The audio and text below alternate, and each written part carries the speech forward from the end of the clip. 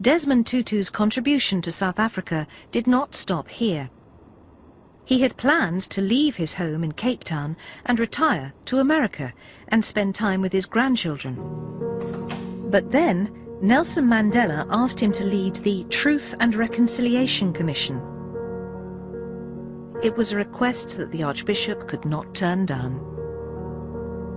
It heard from the victims of apartheid and heard the stories of the victims, which was an enormously emotional process.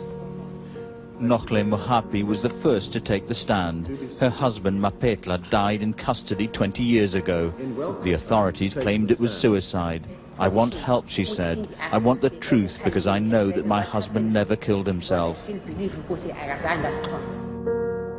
Desmond Tutu knew that without confronting the past, South Africa could not move forward, and he wanted to hear from all those affected by apartheid.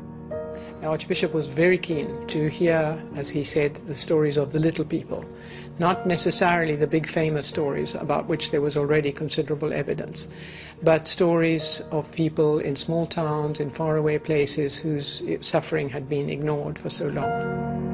Mary Burton worked with Desmond Tutu throughout the commission and sat with him through all the testimonies. It was an enormous task. There were altogether close on 22,000 statements made to us in those years. And then he fell down on the pavement and he died about half an hour later.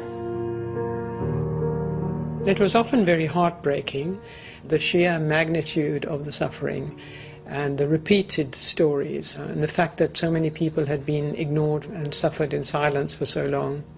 I think everybody who was part of the Truth Commission was changed by it to some extent.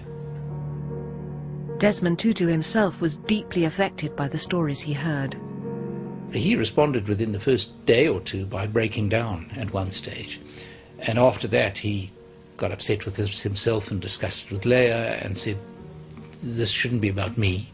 This should be about the victims. I'm going to take attention away from the victims unless I can learn to control my emotions." And thereafter you would see him biting his hand like that when he was getting emotional to ensure that the focus remained on the victim.